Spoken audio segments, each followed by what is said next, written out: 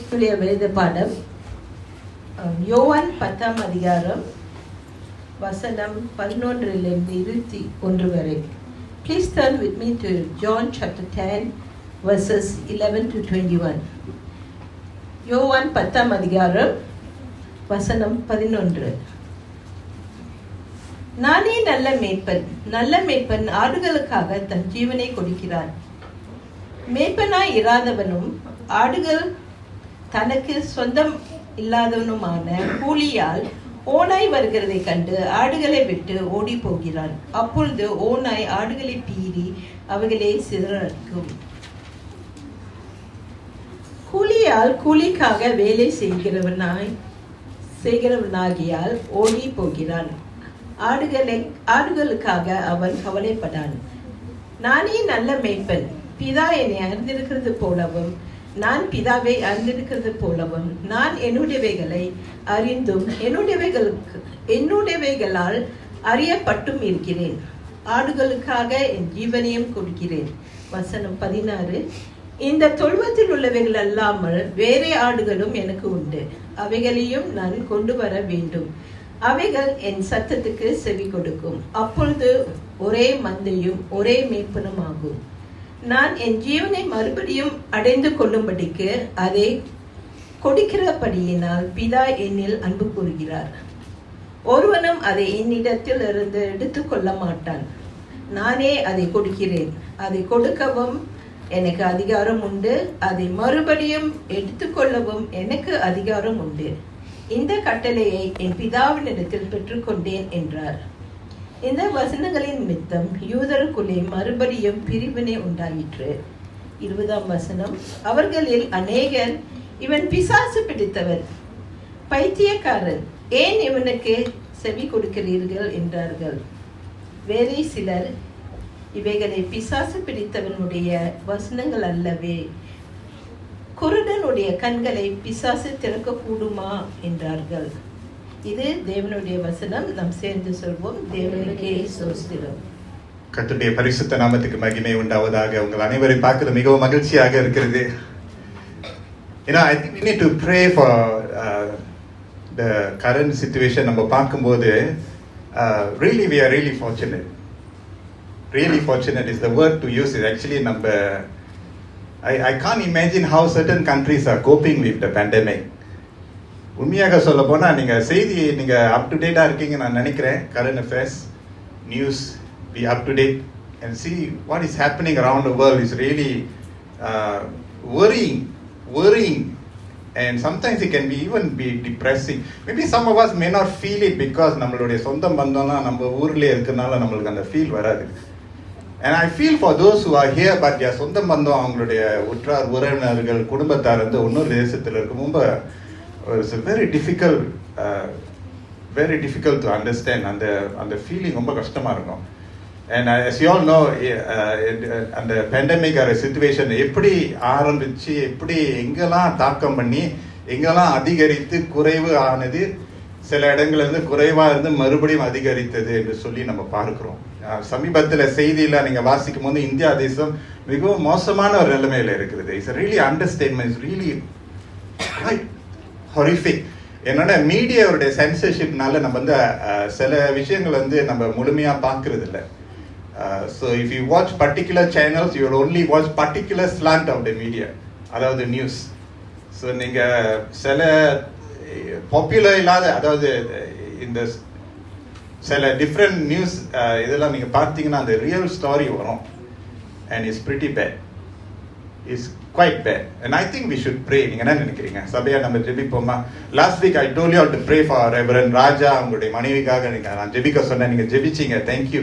And he said he's getting better. He's not fully healed yet, but he's getting better. And he said this, Pastor, please ask the church to pray. Remember I told you that they were infected with COVID-19, positive test. And அவங்களுடைய வட்டாரம் லக்னாவா, நம்மளுடைய mission field, அவங்களுடைய வட்டாரம் daily people are dying. Daily the news of people dying and 10 பேர் ஒரு நாள் இறக்குறாங்கன்னா அந்த just the little area. அப்போ நினச்சி பாருங்க எவ்வளோ சிரமம். அந்த கிரெமட்டோரியம்லாம் they have to make a makeshift crematorium prepare பண்ணிட்டு இன் டெல்லியிலலாம் பார்த்தீங்கன்னா they have to burn the bodies very quickly and I just feel நம்மளுக்கு வந்து அந்த சென்ஸ் இருக்கு, பட் நம்ம maybe we can't really fully fathom, but the only thing what we can do is pray. I think we should pray. Shall we pray? Come, let's pray. நம்ம ஜெபிப்போம். As we receive God's word, தேவனுடைய வசனத்தை நம்ம பெற்றுக்கொள்ளும் போது also we want to remember those who are suffering around the world. கர்த்தர் அவருடைய பலத்த கரம் இந்த பாதிக்கப்பட்டிருக்கிற தேசங்களிலே அவர் வைக்க கர்த்தர் மனமிறங்க நம் ஜெபிப்போமாக. தேசத்தின் மேல ஆண்டவருடைய பார்வை இருக்க நம்ம ஜெபிப்போமாக. கர்த்தர் அந்த விடுதலை கொண்டு வருவார் என்று நம்ம ஜெபிப்போம். நல்ல ஆண்டவரே, இந்த அருமையான ஓய்வு நாளுக்காக நன்றி அப்பா. நமக்கு இந்த ஒரு சொகுசு, இந்த வசதியை நீங்க எங்களுக்கு தந்ததுக்காக முதலாவது நாங்கள் நன்றி செலுத்துகிறோம். இப்படி உங்களுடைய ஆலயத்தில் நாங்கள் சுதந்திரமாக வந்து உம்மை தொழுது கொள்ள, உம்மை ஆராதிக்க ஆண்டவரே கொடுத்திருக்கிற இந்த பெரிய ஒரு சிலாக்கியத்துக்காக நன்றி. இந்த வேளையில நாங்கள் ஜெபிக்கிறோம், எங்களுக்கு கொடுத்திருக்கிற இந்த சுதந்திரத்தினால as people of your name ஆண்டவரே, as we gather 2-3 பேர் ஒரு காரியத்தை குறித்து இருவர் ஒருமனப்பட்டால் அது ஆகும் என்று சொன்னீரே. இந்த வேளையில நாங்கள் ஜெபிக்கிறோம் ஆண்டவரே. அநேக தேசங்களில எவ்வளோ பேர் ஆண்டவரை பாதிக்கப்பட்டு கொண்டு இருக்கிறார்கள். பயம், திகில் ஆண்டவரே, எவ்வளோ நம்பிக்கையற்ற சூழ்நிலை, குடும்பத்துல சேதம், மரணம் செய்தி ஆண்டவரே, இறப்பினுடைய அந்த சுவாசம் ஆண்டவரே எவ்வளோ தாக்கி கொண்டு இருக்கிறது. இந்த வேளையில நாங்கள் ஜெபிக்கிறோம், உடைய இரக்கத்தின் கரம் ஆண்டவரே பாதிக்கப்பட்ட தேசத்தின் மேல வைக்கப்பட நாங்கள் ஜெபிக்கிறோம் ஆண்டவரே. இந்த பேண்டமிக் ஒரு முற்றுப்புள்ளி கொண்டு வர உம்மால் முடியும் ஆண்டவரே, நாங்கள் ஜெபிக்கிறோம். உம்மால் கூடாத காரியம் ஒன்றுமில்லை என்று நாங்கள் விசுவாசிக்கிறோம் அப்பா. நாங்கள் ஒருமித்து ஜெபிக்கிறோம் அப்பா. இந்த பேண்டமிக்ல இருந்து எங்களுக்கு ஒரு விடுதலை நீர் தர ஆண்டவரே. வாதையும் கூடாரத்தை அணுகாது, பொல்லாப்பு நேரிடாதுன்னு சொன்ன வண்ணமாக நாங்கள் ஜெபிக்கிறோம் ஆண்டவரே. ஜெபிக்க நீர் அழைக்கிறீரே, அதை விட்டு விடாதபடி எங்களை காத்துக்கொள்ளும் ஆண்டவரே. பாதிக்கப்பட்ட குடும்பங்களை நாங்கள் நினைவு கூறுகிறோம். ஒருவேளை இந்த சபையில ஆண்டவரே சில விசுவாசிகள் அவங்களுடைய குடும்பத்தாரை பார்க்க முடியாத ஒரு நிலைமையில தவித்துக் கொண்டு இருக்கிறார்கள் நம்ம அறிகிறோம் அப்பா. அவர்கள் மேல உங்களுடைய ஆறுதலின் கரம் வைக்க நாங்கள் ஜெபிக்கிறோம். பலப்படுத்துங்க ஆண்டவரே, பலப்படுத்துங்க. இந்த பிரிவின் காலத்தை அவங்க சந்திக்கிறதுக்கான கிருபையும் தைரியத்தையும் நீங்க தாங்க, ஊக்கத்தை தாங்க ஆண்டவரே. சோர்ந்து போகாமல் இடைவிடாமல் ஜெபிக்க நீங்க கிருபை செய்யுங்க ஆண்டவரே. எங்களை ஏவி எழுப்புங்க அப்பா. பாரத்தை தாங்க, தாகத்தை தாங்க, அன்பை ஆண்டவரே காண நீங்க உதவி செய்யுங்க. உங்களுடைய அன்பை காண உதவி செய்யுங்க ஆண்டவரே. ஹல்லேலூயா. நாங்கள் ஜெபிக்கிறோம். ஜெபிக்கிற சபை ஆண்டவரே உங்களுக்கு பிரியமான ஒரு சபை. பாரத்தோடு நாங்கள் ஜெபிக்கிறோம். கர்த்தர் பெரிய காரியம் நீ செய்வீர் என்று விசுவாசித்து நாங்கள் ஜெபித்து சகல காரியத்தை உங்களுடைய கரத்தில் ஒப்பு கொடுத்து இப்பொழுதும் கூட உங்களுடைய வார்த்தையில நாங்கள் நிலைத்திருக்க, உங்களுடைய வார்த்தை நல்ல மன்னாவாக உணவாக எங்களுடைய ஆத்துமாவுக்கு பலனாய் வரட்டும். இயேசுவின் மூலம் ஜெபிக்கிறோம் எங்க நல்ல பிதாவே, ஆமென். Praise God. கர்த்தருடைய நாமத்துக்கு மகிமை உண்டாவதாக. இந்த நாளினுடைய செய்தியின் தலைப்பு நல்ல மேய்ப்பனின் குணங்கள், the qualities of the good shepherd. நல்ல மேய்ப்பன் என்று சொன்னால் ஒருவர் தான் இருக்கிறார், அவருடைய பெயர் இயேசு கிறிஸ்து. இயேசு சொன்னார், நானே நல்ல மேய்ப்பன். 7 வார்த்தைகள் ஆண்டவர் அவரை குறித்து சொன்னார். அவர்கள் எல்லாம் ஒரு வார்த்தை என்னவென்றால், நானே நல்ல மேய்ப்பன். இன்றைக்கு இந்த பாகத்தை நான் தெரிந்து கொண்டேன். And I believe as we draw near to God, God draws near to us. அவர் அண்டையில நம்ம நெருங்கும் போது அவர் நம்ம அண்டையில நெருங்குவார். நம்ம நெருங்குகிற ஒரு கூட்டமாக கர்த்தர் நம்மளை அழைத்து கொண்டு இருக்கிறார். நமக்கு இருக்கக்கூடிய ஒரு பெரிய ஒரு ஸ்லாக்கியம் என்ன தெரியுமா? நமக்கு ஆண்டவர் அவரையே கொடுத்து விட்டார். இந்த நல்ல மேய்ப்பனுடைய இந்த இமேஜரி இருக்கிற இந்த வரைபடம் என்று சொல்லுவாங்க நான் நினைக்கிறேன். இமேஜரி வந்து புதிய ஏற்பாட்டின் ஒரு அம்சம் அல்ல, ஆனால் வேதத்தினுடைய ஆரம்பத்திலிருந்து முடிவு வரைக்கும் ஆண்டவர் நம்முடைய மேய்ப்பனாய் இருக்கிறார் என்று சங்கீத வசனத்திலே நம்ம பார்க்கிறோம். He is the one who is the good shepherd. He is the shepherd who leads the people into the green pastures. அந்த செவ்வையான அந்த பாய்ச்சலிலே நம்மளை நடத்துகிறவராக இருக்கிறார் என்று பழைய ஏற்பாட்டிலே நாம் பார்க்கிறோம். சங்கீதம் 23 நம்ம பார்க்கிறோம், கர்த்தர் என் மேய்ப்பராய் இருக்கிறார், நான் தாழ்ச்சி அடையேன், அவர் என்னை புல்லுள்ள இடங்களில் மேய்த்து அமர்ந்த தண்ணீர் அண்டையில கொண்டு போய் விடுகிறார். It's a beautiful picture. So when you talk about a good shepherd, it's not just Jesus the son of God, but God himself, God, தேவாதி தேவன், சர்வ வல்லவர், அவர் நமக்கு மேய்ப்பனாக இருக்கிறார். அப்ப மேய்ப்பனை அறிந்து கொள்ள வேண்டும். நம்மலாம் ஆடு, சொல்லுங்க, நான் ஒரு ஆடு, பே பே பே பே பே அப்படிதான் சத்தம் போட நினைக்கிறேன். நான் ஒரு ஆடு, என் பேர் இஸ்ரேல், உங்களுக்கும் ஒரு பேர் இருக்கு. நம்ம ஒரு ஆடுகளாக இருக்கு. அவருடைய மேய்ச்சலின் மந்தையாக நம்ம இருக்கிறோம். We are the people of God. நம்ம தேவனுடைய ஜனமாக இருக்கிறோம். அப்ப நம்ம ஆடாக இருக்கும்போது இந்த நல்ல மேய்ப்பனுடைய குணங்களை அறிந்து கொண்டால நலமாக இருக்கும். இந்த பாகத்துல யோவான் 10ஆம் அதிகாரம் வசனம் 11-21 5 காரியங்கள் உங்களோடு பகிர்ந்து கொள்ள போகிறேன். 5 things and we can take note in our hearts. May the Lord bless us. 11ஆம் வசனத்திலிருந்து நம்ம பார்க்கும்போது முதலாவது காரியம், the good shepherd is a life giving shepherd. இந்த நல்ல மேய்ப்பனுடைய முதலாவது குணம் என்னவென்றால் அவர் ஜீவன் தருகிற மேய்ப்பன். ஜீவன் தருகிற மேய்ப்பன். 11ஆம் வசனம், நானே நல்ல மேய்ப்பன். நல்ல மேய்ப்பன் ஆடுகளுக்காக தன் ஜீவனை கொடுக்கிறான். ஆடுகளுக்காக தன் ஜீவனை கொடுக்கிறான். ஆடுகள் இருக்கிறது, பலவிதமான ஆடுகள். ஆனால் இந்த நல்ல மேய்ப்பன் என்ன செய்கிறார்? தன்னுடைய ஜீவனை ஆடுகளுக்கு கொடுக்கிறார். பன்மையில இருக்கிறது, ஆனா ஒருமை. He gives his life to the entire sheep pen. முழுமையாக எல்லா ஆடுகளுக்கு அவருடைய ஜீவனை கொடுக்கிறார். அதே சமயத்துல தனித்து நம்முடைய ஜீவனை நமக்கு தனித்து கொடுத்திருக்கிறார். அதனால்தான் we receive Jesus as our personal Lord and Savior. We cannot share salvation. ரட்சிப்பை நம்ம பகிர்ந்து கொள்ள முடியும். அதாவது பகிர்ந்து கொள்ளுகிறோம், ஆனா ரட்சிப்பை we cannot say அவன் ரட்சிக்கப்பட்டதுனால நான் அந்த ரட்சிப்பை பெற்றுக்கொள்வேன்னு சொல்ல முடியாது. அந்த ரட்சிப்பின் அனுபவத்தை நான் பெற்றுக்கொள்ள வேண்டும். இங்கு பார்க்கும்போது ஆடுகளுக்காக தன் ஜீவனை கொடுக்கிறான். A life giving shepherd, selfless. நம்முடைய கர்த்தராக இயேசு கிறிஸ்து தன்னை குறித்து அவர் எண்ணாமல் மற்றவர்களை குறித்து எண்ணி ஜீவனை கொடுக்கிற அப்படிப்பட்ட ஒரு குணாதிசயம் அவருக்கு இருக்கிறது.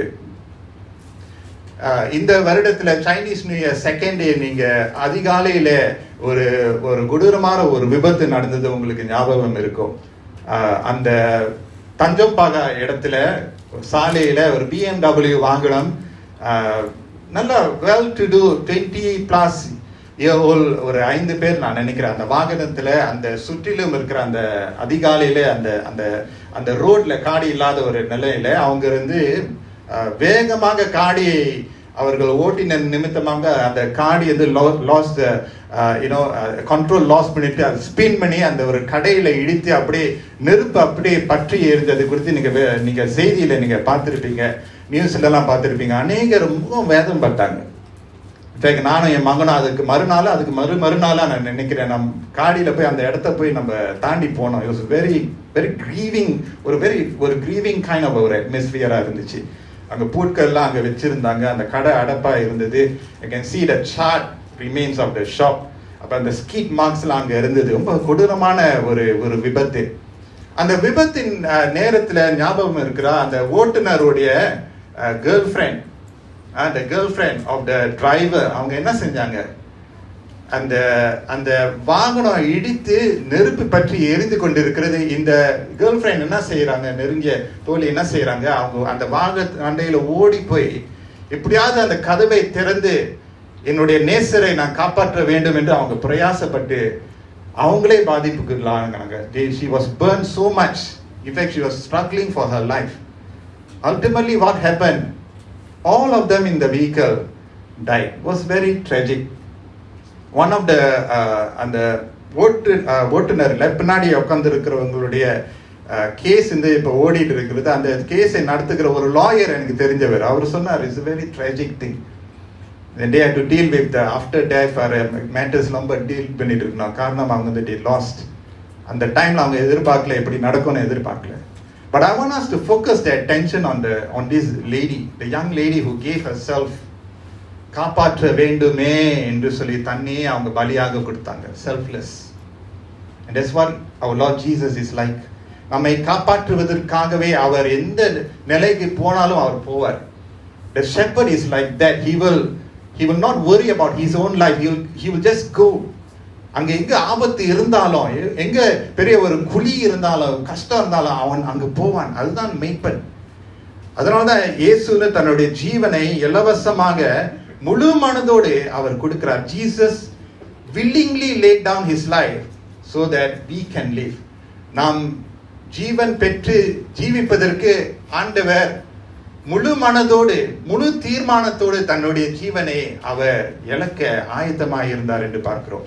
யோவான் 10ஆம் அதிகாரம் வசனம் 10 பார்க்கும்போது, திருடன் திருடவும் கொல்லவும் அழிக்கவும் வருகிறான் என்று வேறொன்றுக்கும் வரான், நானோ அவைகளுக்கு ஜீவன் கொண்டு உண்டாயிருக்கவும் அது பரிபூர்ணப்படவும் வந்தேன். நானோ அவைகளுக்கு ஜீவன் உண்டாயிருக்கவும் அது பரிபூர்ணப்படவும் வந்தேன் என்று இயேசு சொல்லுகிறார். I have come to give life and life in abundance. பரிபூர்ணமான ஜீவியம் ஆண்டவர் இயேசு கிறிஸ்து நமக்கு கொடுக்கிறார். If you are looking for life, all directions, எந்த திசையிலும் எனக்கு இந்த ஜீவியம் கிடைக்கும், இந்த வாழ்வு எனக்கு கிடைக்கும் நீங்க நினைச்சீங்கன்னா ஏமாற்றத்துக்குள்ள வந்துருவீங்க. ஆனால் இயேசு கிறிஸ்து மேய்ப்பனாகிய அந்த நல்ல மேய்ப்பனை நோக்கி நீங்க பார்த்தீங்கன்னா அவர் கொடுக்கிற ஜீவியம் பரிபூர்ணமான ஒரு ஜீவியம். ஹalleluya. His life giving is abundant. அது வழிந்தோடும். ஹalleluya. என்னுடைய பாத்திரம் வழிந்தோடுகிறது. ஹalleluya. My cup overflowing. அப்படிப்பட்ட ஒரு ஜீவியம் ஆண்டவர் நமக்கு கொடுக்கிறார். It is that kind of life that this shepherd gives to us. So hallelujah. He who keeps his life will lose it என்று ஆண்டவர் சொல்லுகிறார். தன்னுடைய ஜீவனை வைத்துக் கொள்கிறவன் அதை இழந்து விடுவான். What we should do? ஆண்டவரே, இந்த ஜீவியம் உமக்கு நான் கொடுக்கிறேன்.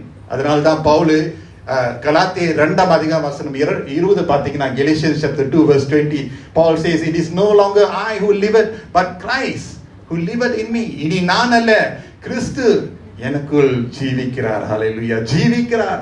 ஜீவிக்கிறார். Life giving. Hallelujah. Sometimes we feel so discouraged in life. ஒருவேளை நம்ம நினைக்கிறோம், இந்த வாழ்வு இதுக்கு மேல எனக்கு என்னதான் ஓட முடியும், no strength, no energy. In fact, yesterday I was just wee morning reading எழுந்து wee morning reading பண்ணிக்கிட்டு இருந்தேன். Just was going through the Channel News Asia app-ல நான் பார்த்துட்டு இருக்கும்போது very lovely document அது ஆர்டிக்கலான்னு தெரியல, but that person was saying, he used the word not depression, neither, அதாவது டிப்ரெஷனும் இல்லை, ஃப்ளரிஷிங்கும் இல்லை. என் வாழ்க்கை வந்து டிப்ரெஷனா இல்லை, அதே சமயத்தில் I not thriving, I not excelling very far, அது ரொம்பவும் பயங்கரமா இல்லை, அந்த மாதிரி டிப்ரெஷனும் இல்லை. அப்போ நடுத்தலம் என்ன தெரியுமா அந்த வார்த்தை பயன்படுத்தப்பட்டது? languishing. And it was a beautiful article, Channel News Asia lifestyle article. நீ பார்த்தீங்கன்னா, I was reading, I just felt, wow, this is really needed. Languishing. Some of us are languishing. I'm not depressed. எனக்கு அந்த மனநோய் இல்லையே, அதே சமயத்தில் why am I not thriving? Language. நடுத்தலத்தில் நம்ம திக்கு முக்கடாடிக்கிட்டு இருக்கோம். We are struggling. இங்கேயும் இல்லை அங்கேயும் இல்லை. If we are in that position, I tell you a good news என்ன தெரியுமா? ஜீவன் கொண்டு வருகிற இயேசு இருக்கிறார். Life giving shepherd. Hallelujah. He will give life to us. நம்மளை தட்டி எழுப்புவார். Hallelujah. இந்த பக்கத்துல சோர்வு இருந்தால் ஆண்டவர் இந்த பக்கத்துல இந்த அக்கறைக்கு போய் சேர வைப்பாரு, மலை மேல ஏற வைப்பாரு, காரியத்தை பார்க்க செய்வார், உயர்த்தி வைப்பார். அவர் ஜீவியம் நமக்கு கொடுப்பார். He will spur our life on. Sometimes we know நம்மளுக்கு வந்து கஷ்டமான பாதையில கடந்து வரும்போது இதுக்கு மேல என்னதான் வாழ்றது ஒரு எண்ணம் வரும்ல. சில பேருக்கு அந்த எண்ணெல்லாம் வந்திருக்கும், உங்களுக்கு எல்லாம் வந்துதான்னு தெரியல. இதுக்கு மேல என்னத்தை தான் ஓடுறது ஓடியாச்சு, இதுக்கு மேல என்னதான் ஓடுறது நம்ம நினைக்கிறோம் தெரியுமா? ஆனால் ஆண்டவர் இயேசு மேல நம்பிக்கை வைக்கும் போது ஆண்டவர் ஒரு ஸ்பார்க் கொடுப்பார் பாருங்க. He adds value to our life. நம்முடைய வாழ்க்கை, yes, it is worth to live this life for Jesus. இந்த வாழ்க்கையை நான் வாழ்ந்து முடிக்க வேண்டும், சாதிக்க வேண்டும் என்று சொல்லி ஆண்டவருடைய பலத்தினால நம்ம ஓடுவோம். He is a life giving shepherd. Hallelujah. தன்னுடைய ஜீவனை கொண்டு வருவதனால கொடுக்கறதுனால நமக்கு ஜீவியம் உண்டு. So the first point is, note பண்ணீங்க, a life giving shepherd. Second point 12ஆம் வசனத்துல இருக்கிறது. யோவான் 10:12ல நாம் பார்க்கிறோம், மேய்ப்பனாய் இராதவனும் ஆடுகள் தனக்கு சொந்தமல்லாதவனுமான கூலியாய் ஓனாய் வருகிறதை கண்டு ஆடுகளை விட்டு ஓடி போகிறான். அப்பொழுது ஓனாய் ஆடுகளை பீறி அவைகளை சிதறடிக்கும். கூலிக்காக வேலை செய்கிறவனாகையால் ஓடி போகிறான், ஆடுகளுக்காக அவன் கவலைப்படான். இங்க நல்ல ஒரு என்ன சொல்றது, ஒரு என்ட்ரி வருது பாருங்க. இது வந்து ஒரு பிக்சர். இந்த பாகத்தை வாசிக்கும் போது மறுபடியும் நம்ம வாசிக்கணும். ஒரு பாகம் வந்து பத்தாது, ஒரு வாட்டி வாசித்தா பத்தாது. மேய்ப்பன் இருக்கிறாரு, மந்தை ஆடுகள் இருக்கிறது, இடையில யார் வருது பாத்தீங்களா? ஓநாய், the wolf is coming. ஓநாய் வருகிற காட்சியை இங்க நம்ம பார்க்கிறோம்.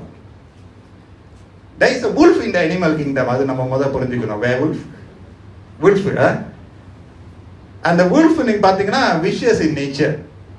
அந்த wolf வந்தாலே அவ்வளவுதான், something bad is going to happen. ஏதோ ஒரு கஷ்டம் வரப்போகுது, ஏதோ ஒரு நஷ்டம் வரப்போகுது, ஏதோ ஒரு பிரிவினை வரப்போகுதுன்னு சொல்லி. ஸோ அந்த wolf வருவதனால அந்த hired man இருக்கிறார், ஓகே, கூலிக்காக வேலை செய்கிறவன். அவன் அந்த ஓநாயை பார்த்த உடனே அவன் என்ன செய்கிறான்? கூலிக்காக வேலை செய்கிறவன் மேய்ப்பன் ஒரு பக்கம், கூலிக்காக வேலை செய்கிறவன் ஓநாய் வந்ததுனால அவன் என்ன செய்வான்? ஓடி போயிடுறான். இது எப்படி தான் நான் ஒப்பிட்டு நான் பார்ப்பேன்.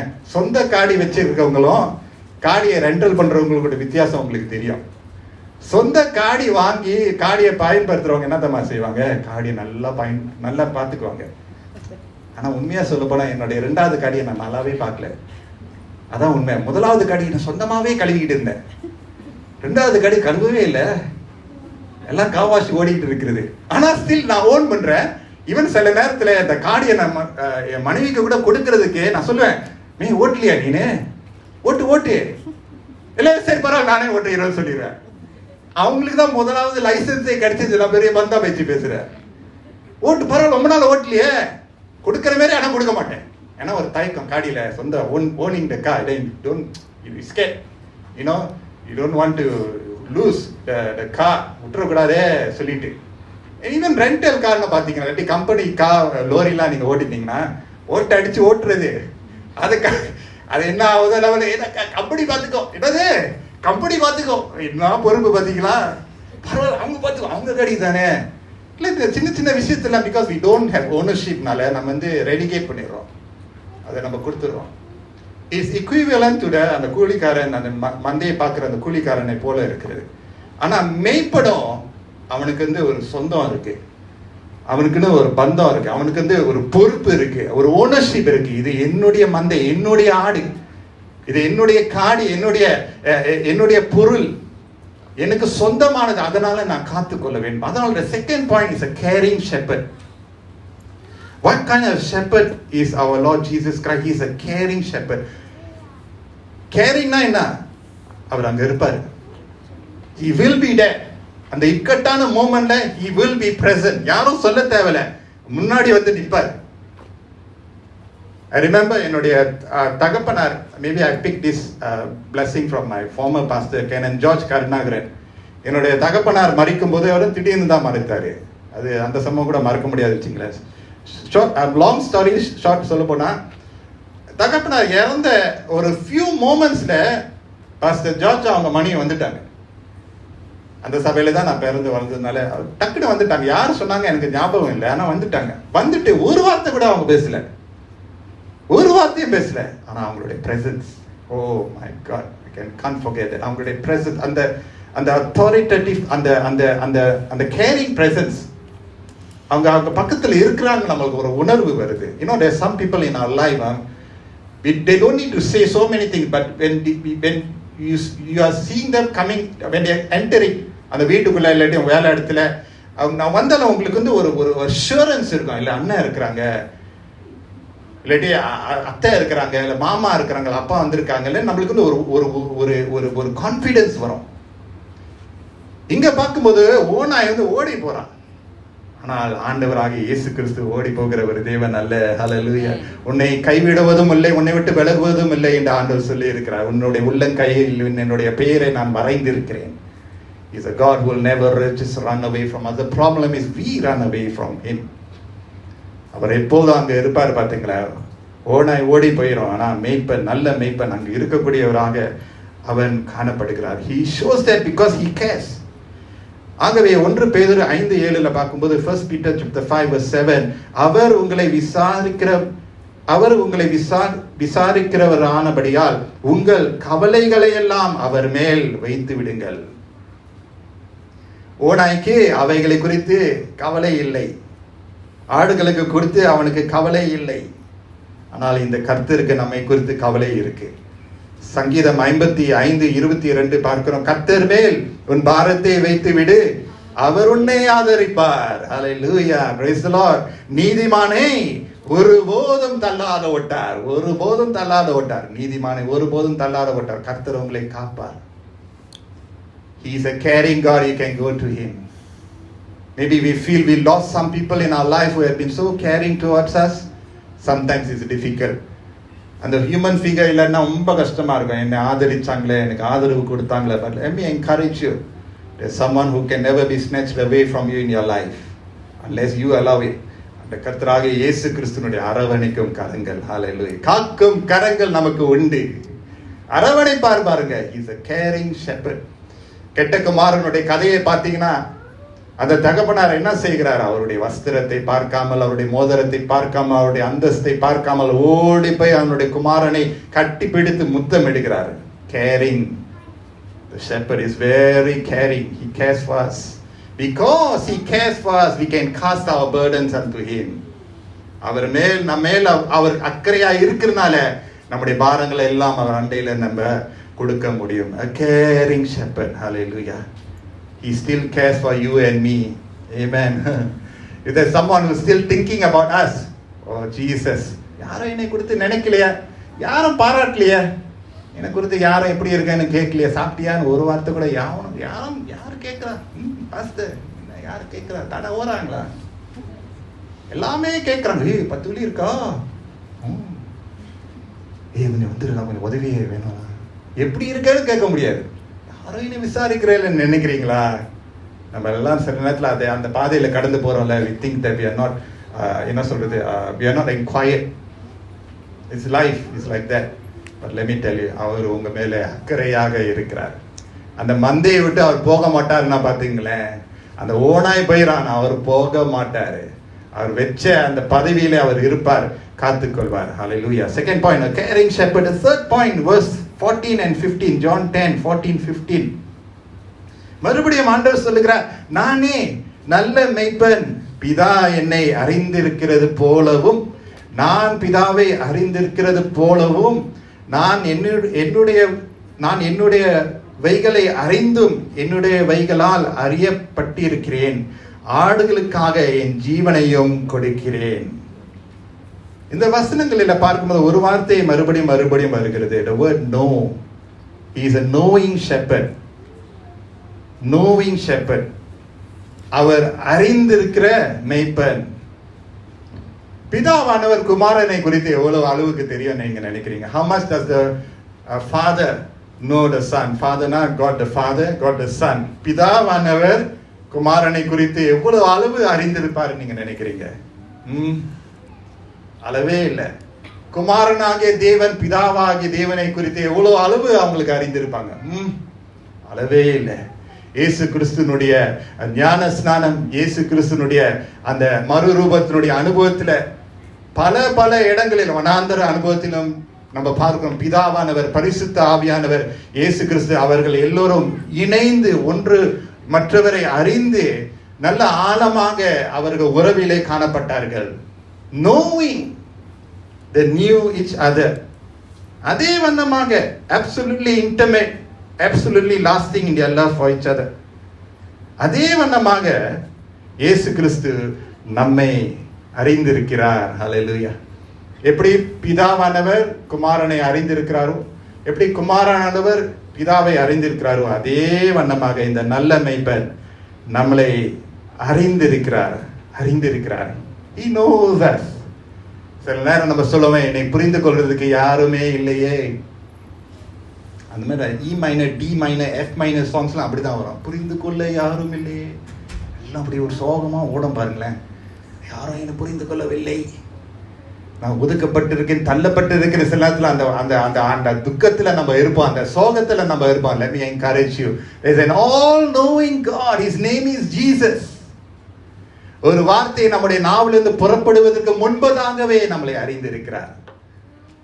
He knows our thoughts from afar. வேதம் சொல்லுகிறது, நம்முடைய சிந்தையை அவரு தூரத்திலிருந்து அறிந்திருக்கிறார். அப்ப நம்மளை எல்லாம் அறிந்த தேவன், அவரை குறித்து தான் சங்கீதக்காரர் 139 சங்கீதம், அருமையான சங்கீதம், இந்த சில வசனங்களை நான் வாசிக்கிறேன். சங்கீதக்காரர் சொல்றாரு பாருங்க, இந்த மேய்ப்பனை குறித்து, இந்த தேவனை குறித்து. கர்த்தாவே, நீர் என்னை ஆராய்ந்து அறிந்திருக்கிறீர். Praise the Lord. நீர் என்னை ஆராய்ந்து அறிந்திருக்கிறீர். If there is someone who knows us, our DNA, our formation, our likes, our dislikes, our frustrations, our joys, there is someone who knows us in and out, upside down, all through. He is the shepherd God. Oh, he knows us so much. அதனால தான் அவர் இடத்துல வேஷம் போட தேவையில்லை, அவர் இடத்துல மறைவாக நம்ம இருக்க தேவையில்லை. 2ஆம் வசனம், என் உட்காருதலையும் என் எழுந்திருக்கிறதிலையும் நீர் அறிந்திருக்கிறீர், என் நினைவுகளை தூரத்திலிருந்து அறிகிறீர். நான் நடந்தாலும் படுத்திருந்தாலும் என்னை சூழ்ந்திருக்கிறீர், என் வழிகள் எல்லாம் உமக்கு தெரியும். என் நாவில் சொல் பிறவதற்கு முன்னே இதோ கர்த்தாவே அதை எல்லாம் நீர் அறிந்திருக்கிறீர். முற்புறத்திலும் பிற்புறத்திலும் நீர் என்னை நெருக்கி உமது கரத்தை என் மேல் வைக்கிறீர். இந்த அறிவு எனக்கு மிகுந்த ஆச்சரியமும் எனக்கு எட்டாத உயரமுமாய் இருக்கிறது. உம்முடைய ஆவிக்கு மறைவாக எங்கே போவேன்? Where can I go, Lord, away from your Holy Spirit? உம்முடைய சமூகத்தை விட்டு எங்கே ஓடுவேன்? நான் வானத்திற்கு ஏறினாலும் நீர் அங்கே இருக்கிறீர், நான் பாதாளத்தில் படுக்கை போட்டாலும் நீர் அங்கேயும் இருக்கிறீர். நான் விடிய காலத்து சேட்டைகளை எடுத்து சமுத்திரத்தின் அடையாளந்தரங்களில் போய் தங்கினாலும் அங்கேயும் உமது கை என்னை நடத்தும், உமது வலது கரம் என்னை பிடிக்கும். Hallelujah. We think that we can run away from God, but God knows where we are going ahead. எவ்வளோ டெஸ்டிமனிஸ்லாம் நம்ம கேட்டிருக்கோம்ல, ரயில்வே ஸ்டேஷன்ல உயிரை கடைசி சுவாசத்தை விடுவதற்கு ரயில்வே ஸ்டேஷன்ல போய் மரண தருவாயில இருக்கும்போது ஆண்டவர் யாராவது அனுப்பி காப்பாற்றுகிறார். வாழ்க்கையை இழந்து போக வேண்டும் என்று திட்டம் பண்ணும்போது ஆண்டவர் யாராவது அனுப்பி காப்பாற்றுகிறார். All knowing God, God knows us. அவர் நம்மளை அறிந்தவராக இருக்கிறனால நாம் அவரிடத்துல நம்முடைய எண்ணங்களையும் நம்ம சொல்லலாம். We can tell him our thoughts, we can tell him our plans. Anyhow he knows us. We cannot அதை மறைத்து வைக்க முடியாது. அதனாலதான் ஆண்டவருடைய சன்னிதானத்துல நம்ம வெளியரங்கமாக டிரான்ஸ்பேரண்டாக அவர் இடத்துல நம்ம வரலாம், சொல்லலாம், எல்லாமே சொல்லிடலாம். பாத்தீங்களேன், அதுதான் அவர் எதிர்பார்க்கிறார். Because the Lord is like saying, I am an all-knowing God. Why do you need to hesitate? Just come boldly. அப்படி ஆண்டவர் சொல்லுகிறதை நம்முடைய மனதிலே வைத்துக் கொள்வோமாக. 3 காரியங்கள் நம்ம பார்த்தோம், ஞாபகம் இருக்கா? He is a life giving shepherd. இரண்டாவது என்ன? He is a caring shepherd. மூன்றாவது he is a அதை கொஞ்சம் விட்டுட்டீங்க. He is a knowing shepherd. Okay, அறிந்திருக்கிற மேய்ப்பன். 4வது பார்க்கும்போது யோவான் 10ஆம் அதிகாரம் வசனம் 16 17 பார்க்கிறோம். இந்த தொழுவத்தில் உள்ளவைகளை எல்லாம் இல்லாமல் வேறே ஆடுகளும் எனக்கு உண்டு, அவைகளையும் நான் கொண்டு வர வேண்டும். அவைகள் என் சத்தத்துக்கு செவி கொடுக்கும். அப்போது ஒரே மந்தையும் ஒரே மேய்ப்பனும் ஆகும். நான் என் ஜீவனை மறுபடியும் அடைந்து கொள்ளும்படிக்கு அதை கொண்டு கொடுக்கிறபடியினால் பிதா என்னில் அன்பாய் இருக்கிறார். The fourth point is he is a mission minded shepherd. இந்த மேய்ப்பன் எப்படிப்பட்டவர் தெரியுமா? He is far reaching. வேதத்துல நம்ம பார்க்கிறோம், arms of the Lord are not short that he cannot save. கர்த்தருடைய கரம் குறுகி போகவில்லை, ரட்சிப்பதற்கு கர்த்தருடைய கரம் குறுகி போகவில்லை. It's not, அவருடைய arms are not tight up தெரியுமா? அவருடைய கரம் நீட்டப்பட்ட கரம், ரட்சிக்கிற கரம். அந்த கரம் ஆண்டவர் இங்க பார்க்கும்போது, இந்த வசனத்துல பார்க்கும்போது is a mission minded shepherd. He always looking around, எப்போதும் பார்த்து கொண்டு இருக்கிறார். இந்த மேய்ப்பன் என்ன செய்வார்? அவருடைய மந்தை மட்டும் இல்ல, அந்த மந்தை இருக்கிற அந்த குறுகிய இடத்துல இருக்கக்கூடிய அந்த ஆடுகளை மட்டும் இல்ல, அவருடைய கண் பார்வை, தூர பார்வை, short cited, long cited, for cited, all cited. The shepherd is looking around. இந்த மந்தையில சில ஆடுகள் இல்லையே, இந்த ஆடு எங்க போயிடுச்சுன்னு சொல்ற அந்த மந்தை is always mission minded. பார்வை எப்பொழுதும் அப்படிப்பட்ட ஒரு பார்வை, மேலான ஒரு பார்வை, அப்படிப்பட்ட ஒரு தாகமான ஒரு பார்வை. எருசலேமை நோக்கி ஆண்டவர் இயேசு பார்க்கும்போது அவர் என்ன செய்தார்? கண்ணீர் வடித்தார். ஓ எருசலேமே. It's a mission mindedness. Brothers and sisters, our shepherd is a mission minded shepherd. நான் மட்டும் ஆசீர்வதிக்கப்படக்கூடாது, மற்ற ஆடுகளும் ஆசீர்வதிக்கப்பட வேண்டும் என்று நம்ம நினைக்கணும். ஆமேன். அப்படிதான் மேய்ப்பனுடைய ஆசை. வீட்டுல ஒரு தகப்பனார் தாய் இருக்கும்போது, வீட்டுல ஒரு 5 பிள்ளை இருந்தாங்கன்னா 5 பிள்ளையும் பார்க்கறது எவ்வளவு கஷ்டம் இல்ல? நம்மளுடைய பெற்றோர்களை யோசித்து பார்க்கணும். எஸ்பெஷலி பிக் ஃபேமிலி தான் யோசிப்போம். எஸ்பெஷலி நம்ம கல்யாணம் பண்ண பிறகு, தாய் தகப்பன் இந்த ஸ்நானம் வந்த பிறகு, அப்ப பிறகு சின்ன கை குழந்தையா இருக்கும்போது டிஃப்ரெண்ட். அப்புறம் அந்த ஸ்டேஜ் வரும் பாருங்க, பிள்ளைங்களுடைய stage, different stage, different challenges வரும். அப்புறம் யோசிப்போம், என்னுடைய தாய் என்னுடைய தகப்பன் எப்படா என்னை வளர்த்தாங்கன்னு யோசிப்போம். கண்ணு திறக்கப்படும், முடியுமா? அந்த தாய் தகப்பனாருடைய பார்வை எப்படி தெரியுமா? Mission minded. You have to for reaching. ஒரு குழந்தையை மட்டும் பார்க்க முடியாது, மற்ற குழந்தையும் முக்கியம், எல்லா குழந்தையும் முக்கியம். இங்க கொஞ்சம் ஆதரவு கூட காமிச்சிட்டா அங்க கொஞ்சம் இடிக்கும், அங்க கொஞ்சம் லைட்டா ரோப்பை கொஞ்சம் லூஸ் ஆக்கிட்டா இங்க கொஞ்சம் இடிக்கும். என்ன நீங்க பச்சை பாதம் பாக்குறீங்கன்னு ரொம்ப கஷ்டம் இல்ல? அப்ப இந்த மேய்ப்பனுடைய பொறுப்பு, மேய்ப்பனுடைய பதவி எவ்வளவு கஷ்டம் தெரியுமா? மிஷன் மைண்டட்னா இட்ஸ் நாட் ஈஸி. இல்லாத அந்த மந்தையில இல்லாத ஆடுகளை பார்த்து காணாமல் போன ஆட்டுக்குட்டியை தேடி கண்டுபிடிக்கிற வரைக்கும் பிடித்து கொண்டு வருகிற தேவன் நம்முடைய தேவன். ஹல்லேலூயா. நீங்களும் நானும் சும்மா ரொம்ப இன்னசென்ட் நினைச்சிடாதீங்க. நம்ம எல்லாம் கேடு கட்டவங்களாம் நினைச்சு இருக்கிறோம். எல்லாம் சிரிச்சிட்டு இருக்கீங்க. இன்னும் நான் பெரிய நல்ல ஆடுன்னு நினைச்சிட்டு இருக்கீங்களா? எல்லாம் ஓடி போன ஆடுதான். ஓடி போய் தூரத்துல இருந்து ஆடுகளை தான் நம்ம பிடிச்சி நீ மந்தைகளை இருந்து ஆண்டு தட்டு கொடுத்து தான் இப்ப நம்ம உட்கார்ந்து இருக்கிறோம். யாரும் பெர்ஃபெக்டா ஆகல. எல்லாருக்கும் அடி வாங்கி தான் இந்த மந்தையில இருக்கிறோம். அப்ப இந்த ஆடு பாருங்க, ஆண்டவர் பாருங்க, அவருடைய பொறுப்பு பாருங்க. லூக்கா 19ஆம் அதிகாரம் வசனம் 10. Look at the Lord's ministry. இழந்து போனதை தேடவும் ரட்சிக்கவுமே மனுஷகுமாரன் வந்திருக்கிறார் என்றார். So I want us to look at God as not just, you can't look at God who will just satisfy your own needs, then you will be very disappointed. You know what I mean? நான் கேட்டதெல்லாம் அவர் கொடுத்துட்டாருன்னா, இந்த கடவுள் தான் நான் பேசல, சனத்தை கேட்டா கிடைக்காது. என்னடா இது, இந்த கடவுள் வேர்ஸ்ட்ல, அப்படியா? இல்ல, நம்ம இஷ்டப்படி அவர் நடந்து கொள்ளக்கூடாது, அவர் இஷ்டப்படி நம்ம நடந்து கொள்ள வேண்டும். That's the problem. No, there's a little problem there when we என்ன சொல்றது, நம்முடைய தேவனை நம்ம வணையக்கூடாது, அவர் நம்மளை வணைய வேண்டும். ஆண்டுடைய பார்வையில பாருங்க, இந்த மந்தையில இருக்கிற ஆடு மற்ற ஆடுகளையும் அவர் பார்க்க வேண்டியதா இருக்கிறது. The shepherd's role is not just for you. Now this sounds very maybe new to you. என் தேவன் எனக்கு மட்டும்தான் சொந்தம், அது முக்கியம். ஆனால் சக ஆடுகளுக்கும் சொந்தம்.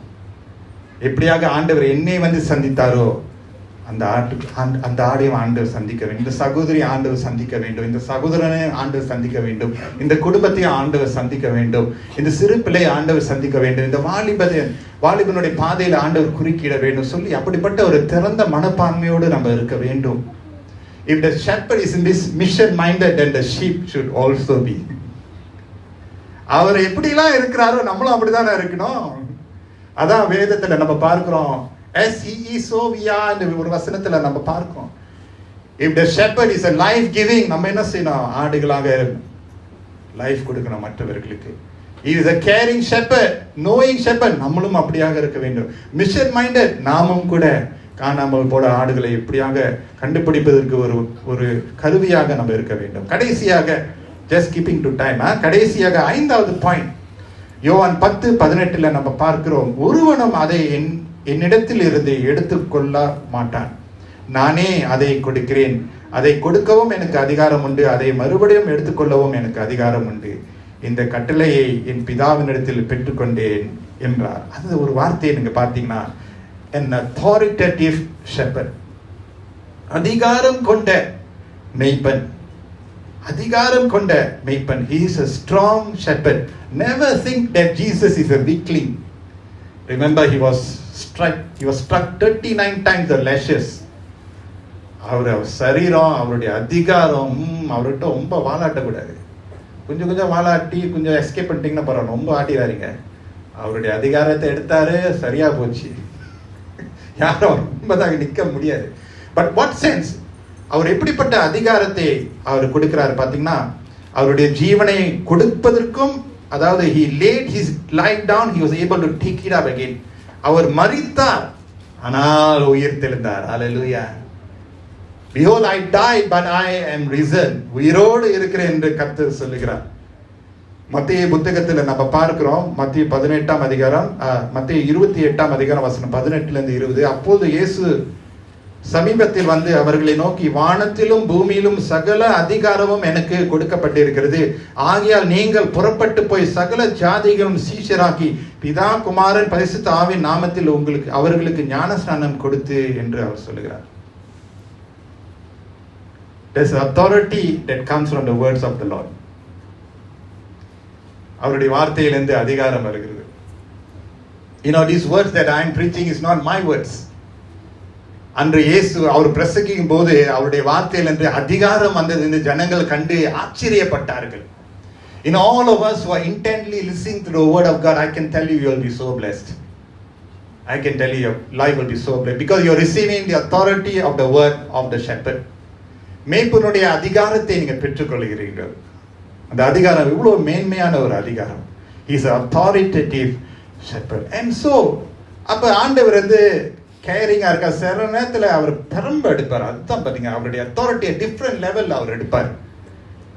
அவர் நம்மளை நேசிக்கிறதுனால நம்மளை சிச்சிக்கிற அந்த பாதையில் நம்மளை கடந்து சில காரியங்களை அவர் செய்வார். authoritative shepherd. Sometimes he has to break the leg of the shepherd has to break the leg of the sheep. Put on the தோல் பட்டையில் போட்டு நடந்துட்டு போகணும். மேய்ப்பன் அதை செய்யணும். காலை உடச்சதான் அவன் நிற்பான், ஒரு இடத்துல இருப்பான்னு சொல்லிட்டு. காலை உடச்சி நாசமா போகணும்னு இல்லை, காலை உடச்சி மறுபடியும் சரிப்படுத்திடுவாரு. ஒரு சிறந்த சர்ஜன்ல நான் சொன்னல, அவருக்கு ஒரு செய்தியில் நான் சொன்னல, அவர் Lord is a surgeon, not a butcher.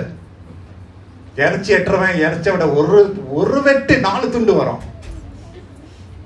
ஆண்டவர் வந்து சர்ஜன், இன்ட்ரிகேட் ஸ்கில்ஃபுல்லா சர்ஜரி பண்ணி வாழணும்னு நமக்கு அந்த சர்ஜனுடைய கிருபையை கொடுக்கிறார். வாழ வைக்கும் தெய்வம். சில நேரத்தில் அந்த அத்தாரிட்டேட்டிவ் அவர் எடுக்கும்போது சிரமமா இருக்கும், ஆனால் நம்மளுடைய நன்மைக்காக கர்த்தர் நம்மளை உயர்த்தி வைப்பார். கீழாக்காமல் நம்மளை மேலே வைக்கிற தேவன். அவர் நம்மளுடைய தலையை நிமிர வைக்கிற தேவன், நம்மளை வழிநடத்தும் தேவன். அவருடைய பெயர் இயேசு கிறிஸ்து. நல்ல மேய்ப்பர் நம்மோடு இருக்கிறார். Hallelujah. Praise the Lord. 4 காரியங்கள் உங்களோடு சொன்னேன். It's a Sunday morning. I believe you are receiving it slowly. இந்த வாரம் முழுதும் தியானிங்க. கர்த்தர் நம்மளை ஆசீர்வதிப்பாராங்க. Let's pray. நல்ல மேய்ப்பனாக இயேசு கிறிஸ்துவே, உம்முடைய நாமத்திற்கு மகிமை உண்டாவதாக. எங்களோடு இருந்து எங்களை நடத்தி உம்முடைய கிருபையும் ஆசீர்வாதத்தையும் எங்கள் மேலே பொழிந்ததுக்காக நன்றி செலுத்துகிறோம். ஆண்டவரே, நாங்கள் உம்மை தெரிந்து கொள்ளவில்லை, நீர் எங்களை தெரிந்து கொண்டதுக்காக நாங்கள் நன்றி செலுத்துகிறோம். கேட்ட வார்த்தைகள் நல்ல நிலத்தில் விழுந்து பல நல்ல கனிகளை கொண்டு வரட்டும் அப்பா. இயேசு வருகிற வீட்டில் ஆசீர்வாதம் உண்டு, நிறைவு உண்டு, சமாதானம் உண்டு, விடுதலை உண்டு, சந்தோஷம் உண்டு. உம்முடைய பிரசனம் எங்களோடு இருந்து தொடர்ந்து நடத்தட்டும். ஆண்டவரே, எல்லா துதி கன மகிமை உமக்கே சேருவதாக. மீட்பர் இயேசுவின் நாமத்தில் ஜெபிக்கிறோம் எங்க நல்ல பிதாவே. ஆமென். Praise God. கர்த்தர் நல்லவர், அவருடைய கிருபை என்றும் உள்ளது.